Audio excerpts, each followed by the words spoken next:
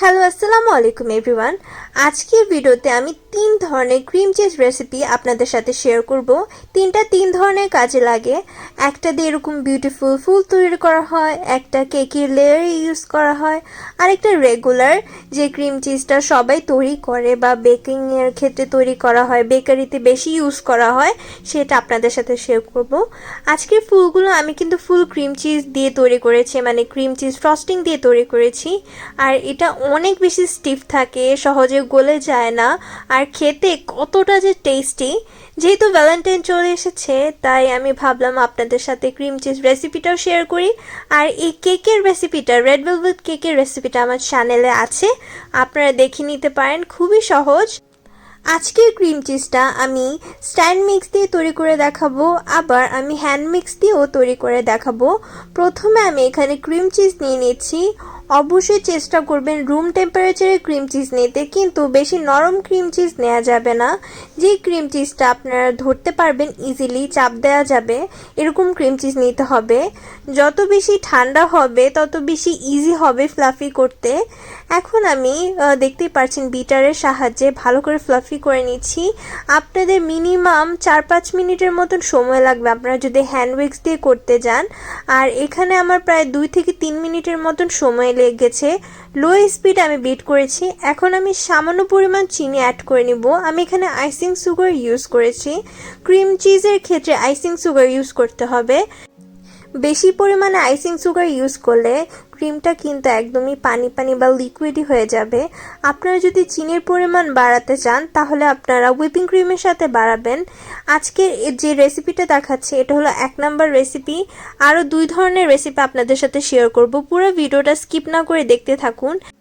আজকের তিনটা cream cheese recipe অনেক বেশি সহজ আর খেতে অনেক বেশি মজা। প্রত্যেকটা টিপস ফলো করবেন, প্রত্যেকটা রেসিপি এক এক ধরনের কাজে লাগে।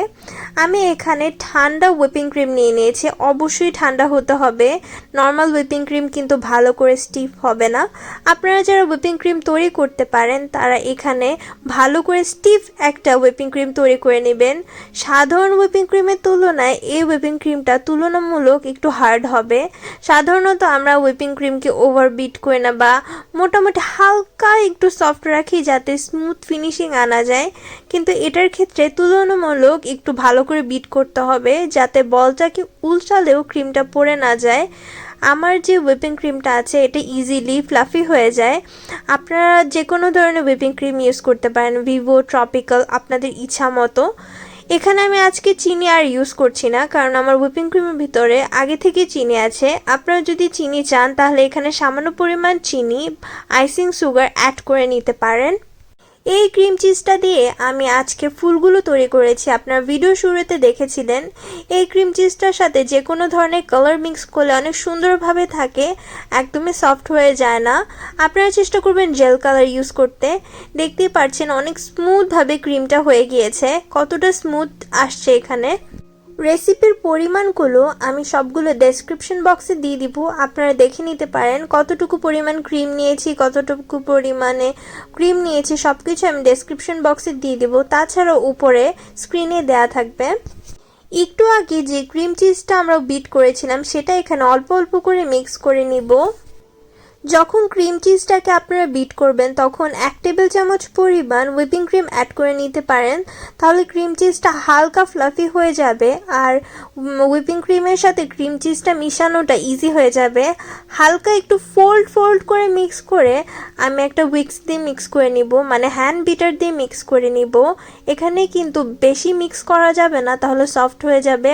আর যেহেতু আমি এটা দিয়ে রোজ তৈরি করব তাই এটাকে বেশি সফট করা যাবে না। আপনাদের যদি কোনো কারণে মনে হয় আপনাদের ক্রিমটা একটু সফট হয়ে গিয়েছে, আপনারা কিন্তু ফ্রিজে 30 মিনিটের জন্য এটাকে সেট করে নিতে পারেন। আমি হালকা একটু বিট করে নিয়েছি 40 থেকে 30 সেকেন্ডের মতন। যখন ভালো করে মিক্স হয়ে যাবে দেখতেই পাচ্ছেন কত সুন্দর একটা স্মুথ টেক্সচার চলে এসেছে। এরপর আমি এটা দিয়ে যে কোনো প্রকার ফুল তৈরি করে নিতে পারবো। এখন আমি সামান্য পরিমাণ কালার মিক্স করে দেখাচ্ছি। এখন আমি এতে সামান্য পরিমাণ রেড জেল কালার দিয়ে দিচ্ছি। আমি একদমই সামান্য পরিমাণে ইউজ করছি। আপনারা দেখতেই পারছেন একটা কাঠির সাহায্যে। সবসময় চেষ্টা করবেন একটু ভালো মানের কালার ইউজ করার। আমরা যে দোকান থেকে কালারগুলো এনে খাই সেগুলো কিন্তু সবগুলোই ফুড গ্রেডেড না, মানে ভালো মানের কালার দিয়ে তৈরি করা হয় না। তাই চেষ্টা করবেন একটু দাম দিয়ে হলেও ভালো কালার ইউজ করার। কালার মিক্স করার পর 30 থেকে 40 মিনিটের মতো নর্মাল ফ্রিজে রেখে দিবেন। আমি এখানে ক্রিম চিজের পরিমাণটা বেশি ইউজ করেছি রোজ তৈরি করার ক্ষেত্রে। নর্মাল ক্রিমের ক্ষেত্রে আপনারা এখানে একটু কম ক্রিম চিজ ইউজ করতে পারেন। একটা পাইপিং ব্যাগে ভরে আপনাদেরকে জাস্ট ক্রিমের টেক্সচারটা দেখাচ্ছি। এই ক্রিমটা দিয়ে যে কোনো প্রকার কেক ডেকোরেশন করা খুবই ইজি, অনেক ইজিলি কেক ডেকোরেশন করা যায়, অনেক স্মুথ ফিনিশিং চলে আসে। বলেছিলাম 3 ধরনের ক্রিম চিজ দেখাবো, এটা হচ্ছে দ্বিতীয় ক্রিম চিজ রেসিপি। এই ক্রিম চিজটা সাধারণত কেকের লেয়ারে দেয়া হয়।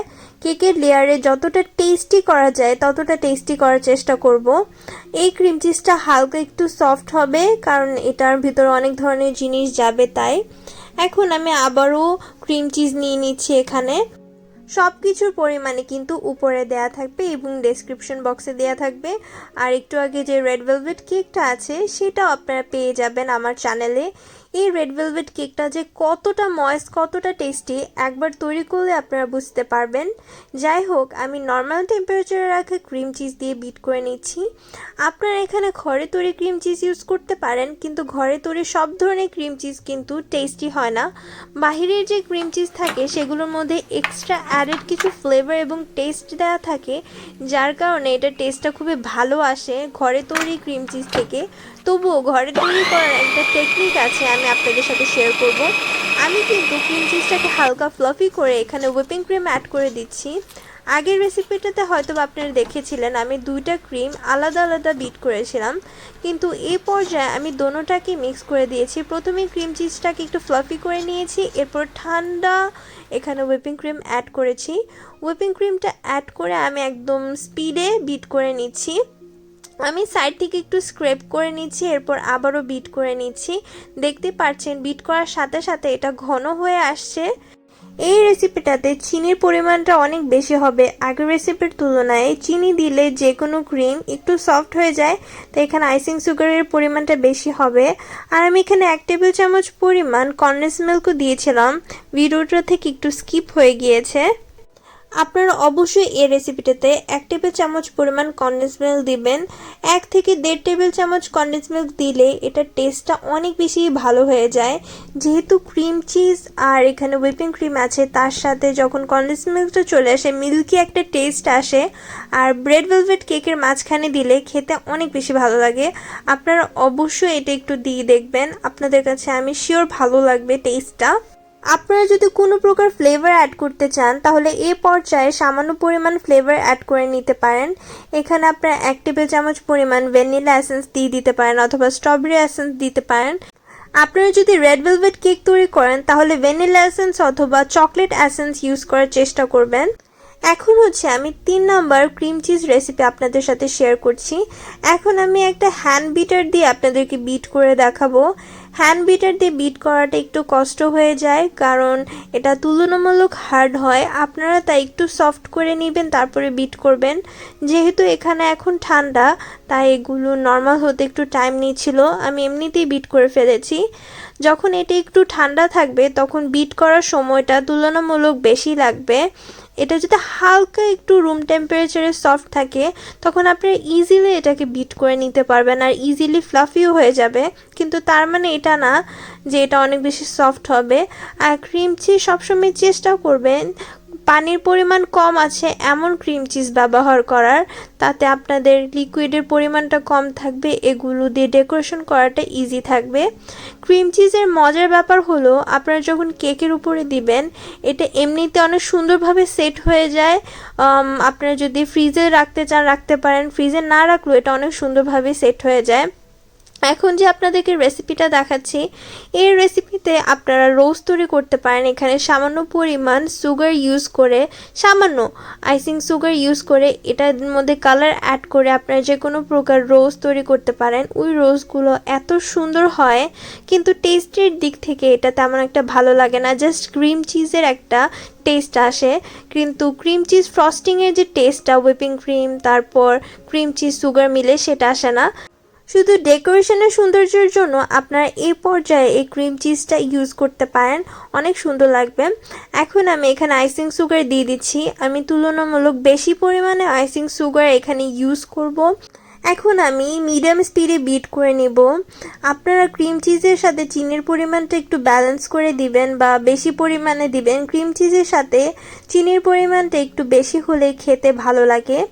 এই যে ক্রিম চিজটা তৈরি করছি, এটা দিয়ে আপনারা যে কোনো প্রকার ফ্লাওয়ার তৈরি করলে অনেক বেশি গ্লসি দেখায়। এই ক্রিম চিজ ফ্রস্টিংটা সাধারণত রেড ভেলভেট কাপ কেকের উপর বেশি ইউজ করা হয়, আর ইউজ করা হয় ময়েস্ট চকলেট কেকের উপর। এই দুইটার সাথে এই ক্রিম চিজ ফ্রস্টিংটা খেতে অনেক বেশি ভালো লাগে। ক্রিম চিজের একটা ফ্লেভার এখানে আসে। আমরা যখন হুইপিং ক্রিম ইউজ করি, ক্রিম চিজের ফ্লেভারটা কিন্তু একটু ডাউন হয়ে যায়, এতটা বেশি ক্রিম চিজের ফ্লেভারটা পাওয়া যায় না। তাই এই ক্রিম চিজটা জাস্ট সিম্পল আইসিং সুগার এবং সামান্য পরিমাণ ভ্যানিলা এসেন্স আর ক্রিম চিজ দিয়ে তৈরি করা হয়। আমি এখানে ভ্যানিলা এসেন্সটা অ্যাড করে দেখাচ্ছি না। আপনাদের যদি পছন্দ হয় আপনি এখানে ভ্যানিলা এসেন্স, স্ট্রবেরি এসেন্স, যে কোনো ধরনের এসেন্স তৈরি করতে পারেন। আপনারা কিন্তু এই ফ্রস্টিংটা দিয়ে যে কোনো ধরনের কেকও ডেকোরেশন করতে পারেন, এত স্মুথ একটা টেক্সচার আসে, আপনারা দেখতেই পাচ্ছেন। এন্ড আমি সামান্য পরিমাণ কালার মিক্স করে দেখাচ্ছি, কালার মিক্স করার পর কেমন লাগে। এখনই দেখতে পাচ্ছেন অনেক গ্লসি দেখাচ্ছে। আপনারা যখন এটাকে হালকা একটু সেট করে যে কোনো প্রকার রোজ তৈরি করবেন, অনেক সুন্দর গ্লসি একটা টেক্সচার আসবে। অথবা যে কোনো প্রকার কেকের উপর ডিজাইন করলেও নজল দিয়ে অনেক সুন্দর লাগে। আশা করি আজকের রেসিপিটা ভালো লেগেছে। যদি ভালো লেগে থাকে প্লিজ আমার চ্যানেলটিকে সাবস্ক্রাইব করতে ভুলবেন না, আর অবশ্যই বেল আইকনটি বাজিয়ে দিবেন। আল্লাহ হাফেজ।